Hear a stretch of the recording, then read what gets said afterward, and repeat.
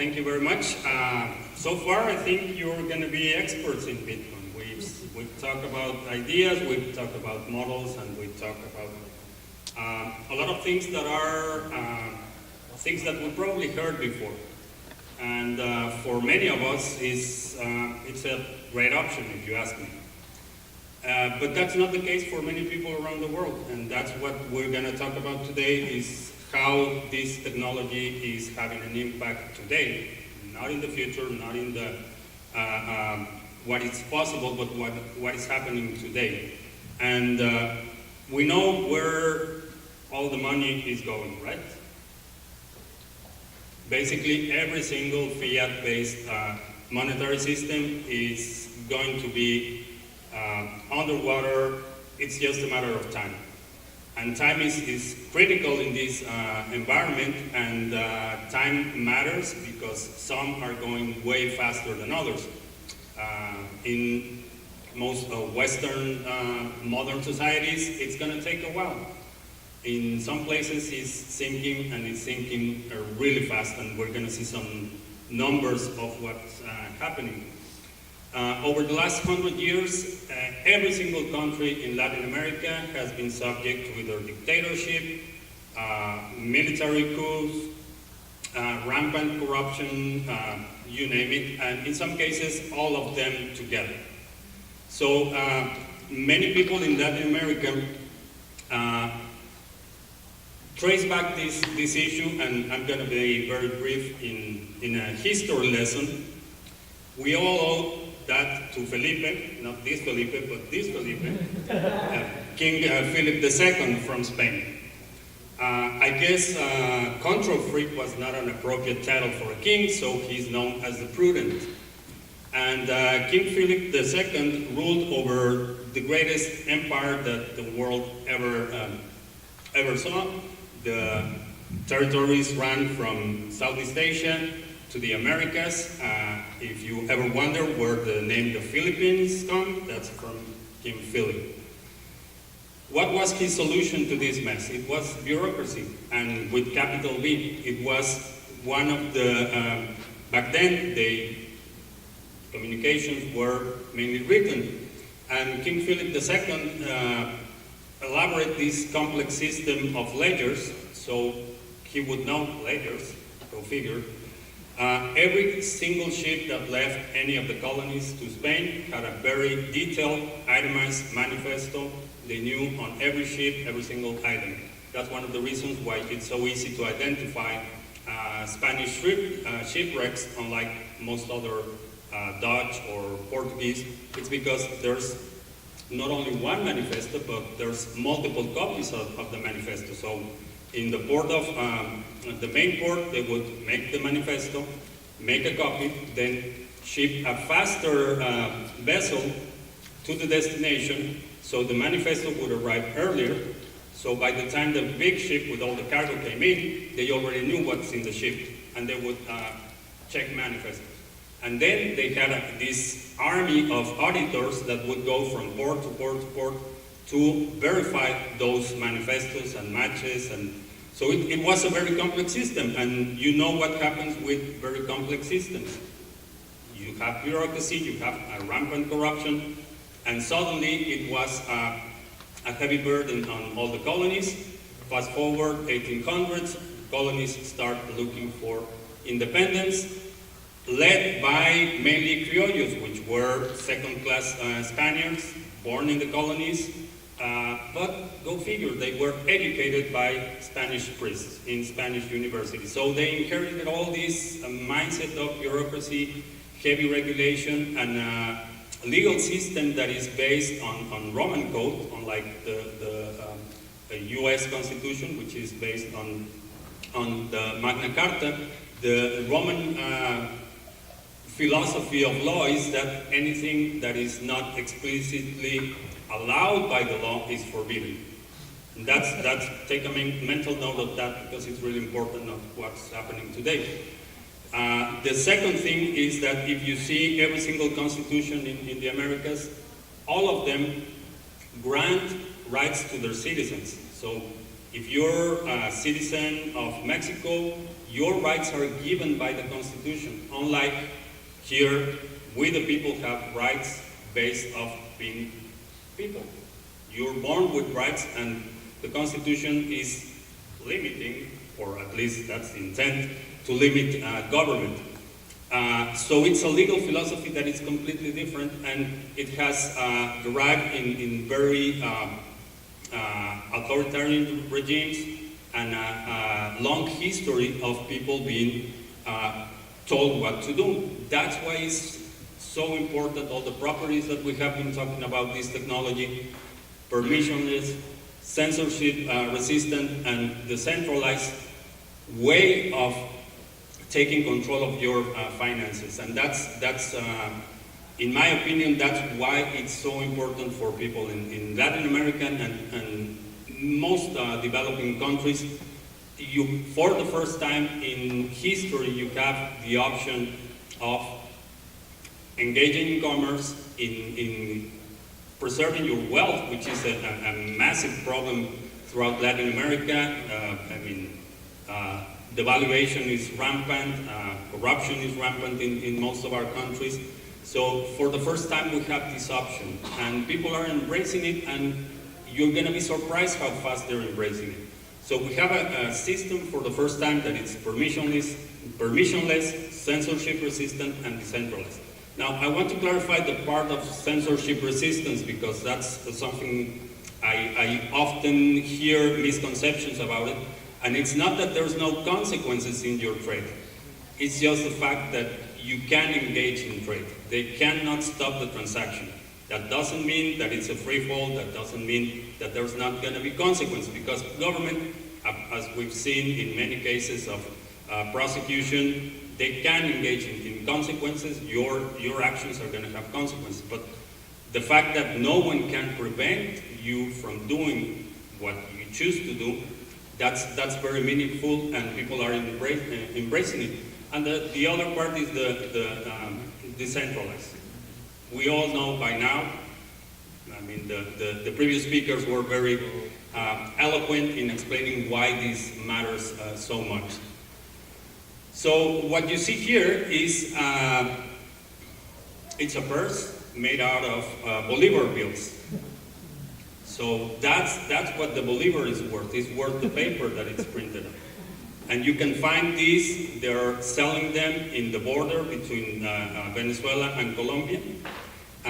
They're doing all kind of handcraft made out of Bolivar bills. People are using Bolivar bills for fuel. I mean, they're cooking with Bolivar bills because it's more, that's the worth of the money. You can see here in great detail, I mean, really skilled people doing that. But that's what the Bolivar is worth now.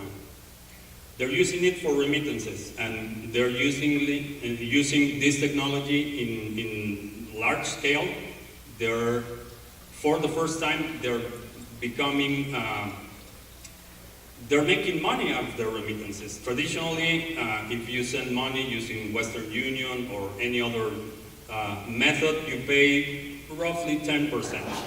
So for people working overseas, they cash their check, they pay 1% just to cash the check, and then they pay another 10% to send money home. And then they get ripped off in the exchange rate when the family receives the money. So they lose a lot. Now, they're receiving Bitcoin and other cryptocurrencies, don't tell Michael, but other cryptocurrencies, and they're receiving them and they're selling them at a premium. So people in Venezuela are getting remittances in Bitcoin and they're selling that at a premium. You're not going to believe it, but if you had bought Bitcoin with Bolivars in the height of the market, you would still have more money today at the current price. That's how bad it is. And it's not only Venezuelan. Argentina is going that way really fast.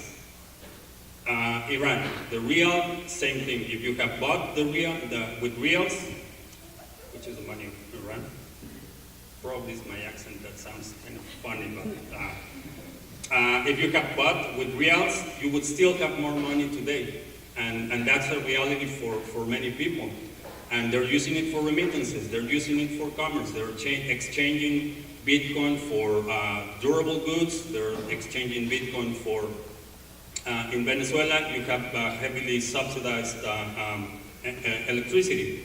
So people are mining Bitcoin, they're changing that Bitcoin for Amazon gift cards, then they are shipping Amazon goods to Colombia and they're smuggling across the border to Venezuela. That's happening today.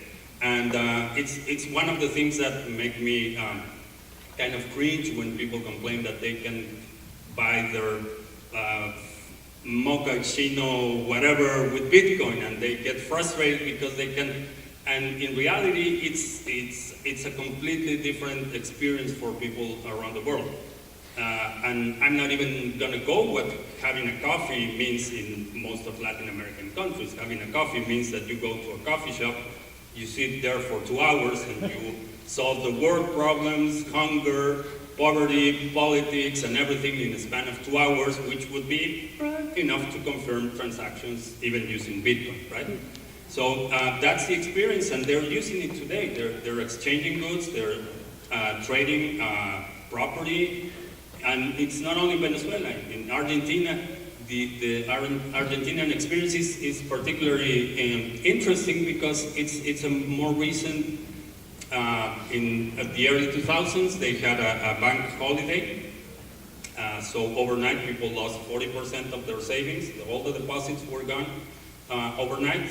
They couldn't take the money out. And someone in my YouTube channel sent me a message saying, I do remember going with my mom, being a kid, with my mom to the protests. And since then, I said, it's not going to happen to me, and it's not happening. And Argentina is developing a lot of solutions. 80% of the smart contracts on the Ethereum network are being audited by a company, Zeppelin, which is based in Argentina. RSK is developing sidechain and alternative solutions on the Bitcoin network to run smart contracts. And all of this is happening in Argentina, in Venezuela. Panama is moving rapidly towards a very flexible financial environment for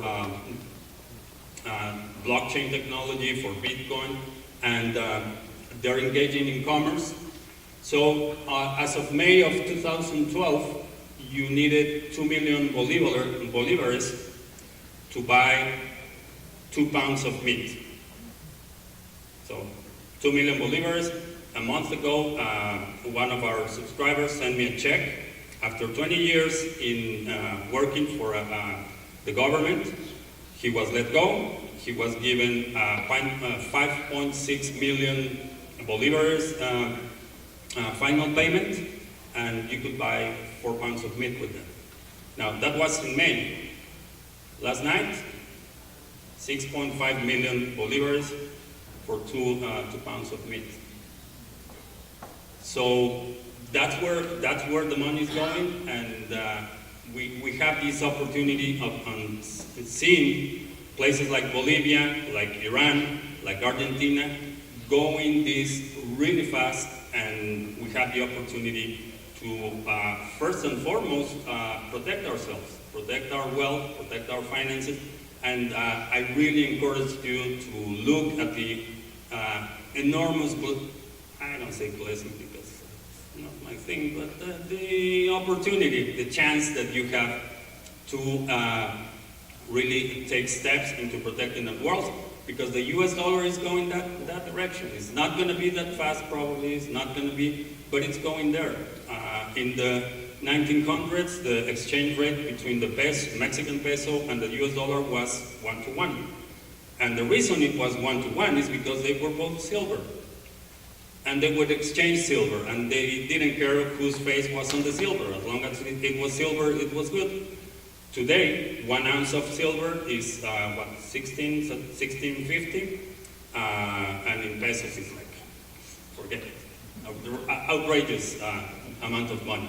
And that's where we're heading. And they're heading way faster than us, and it's good time to take measures. Now, when we talk about financial services and financial systems, there's three things that banks do, or they used to do. Now they engage mostly in speculative derivatives and all that stuff, but mainly they were custody, transfers, and credit. Those were the things that banks were used for. So in custody, you don't need the custody, you have your private keys, you're good.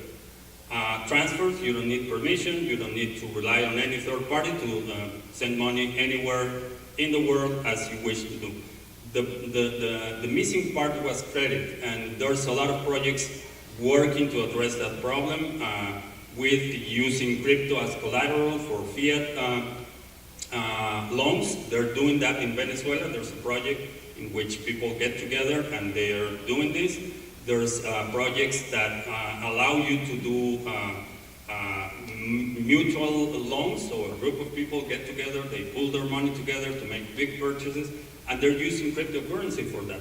And it's happening today, it's not something in the future. Now, in terms of infrastructure, there's always this concern. Well, I mean, if you ever visit Latin America, it's like, it's not a soft ride, so to speak. Well, they're installing rural communities, they're installing cell phone towers, and they're running their own networks, and they're doing relay transmissions. They're installing satellite nodes, which, not to get too technical, but basically you receive the block information via satellite to validate incoming transactions, and outgoing transactions are through this relay MSS system, text messaging. And it's happening today. They're building this infrastructure. There's a lot of people working on these solutions, and this is something that you can set up in pretty much anywhere in Latin America, and they're doing it right now. So it's the opportunity for freedom and self-reliance, something that in many countries we have to learn the hard way. I grew up in Mexico. In my lifetime, I mean, the economy in Mexico has gone from rags to ragger, and it's been like always there's a crisis, always there's a new government, and always the previous government were a bunch of crooks that ransacked the country, but we're gonna rebuild it, and it's like every 6 years. And it's out of necessity that people are relying, because now the safety net is really thin, and people see the opportunity, and it's not confrontational, and this is something really important. It's a voluntary system. It's not enforced. It's not mandated. It's not required. It's not mandatory, and people love it. It's like it's an alternative. Finally, I have a choice, and if I want to rely on banks, if I want to rely on the government, if I want to do that, I can do that. But I can choose not to. And thousands and thousands of people are choosing not to. And I have the fortune to be in touch with these people. I have I broadcast live 3 times a week on YouTube and different outlets. I interact with people. I hear from people every single day what's happening in their countries, what are they doing, how their lives are being changed by this technology. And I think it's a great time to be alive and witness what we're seeing for millions of people, the opportunity to have an alternative, to have a say in their own future, and do that without having to kill each other, as history has shown us to be, up to this point, the only way.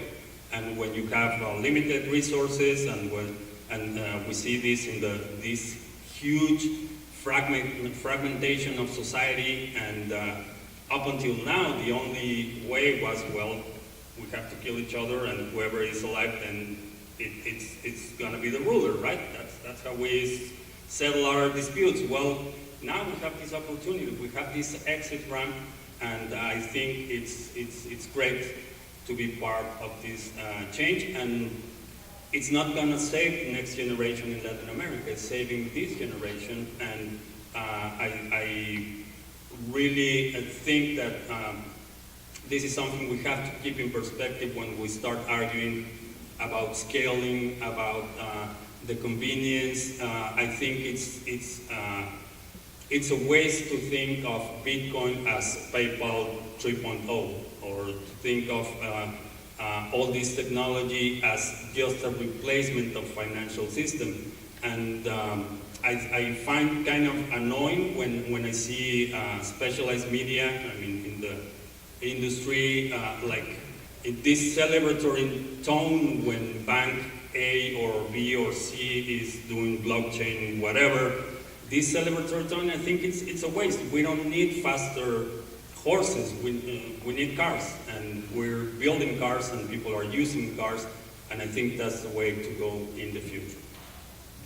So, that was the brief rundown that I wanted to share with you today, and I don't know if we have time for questions? Yeah. Okay, the question is, if I see in the foreseeable future any government being radically transformed by the adoption, massive adoption of this technology, my answer is yes. And I think it's going to be either on the Caribbean or probably Panama. Panama has a long history of being very innovative. Finally, after almost a century of adult supervision, so to speak, they're able to determine their own future, and it's people, in general, it's people highly educated, very multinational, very accepting. So I think Argentina has, the bigger the country, the more difficult it's going to be, because you have wider diversity, you have different realities across the country. I mean, you could go through Mexico and you visit from the late 1800s to the 21st century, and it's all within one country. So I think it's going to be one of the smaller ones. Probably Costa Rica. Costa Rica has been working on very advanced, very long-term planning, unlike most other countries. They have, they started a 25-year plan 10 years ago. As of today, 98% of the population in Costa Rica are bilingual, for example. Last year, all their energy was based on renewables.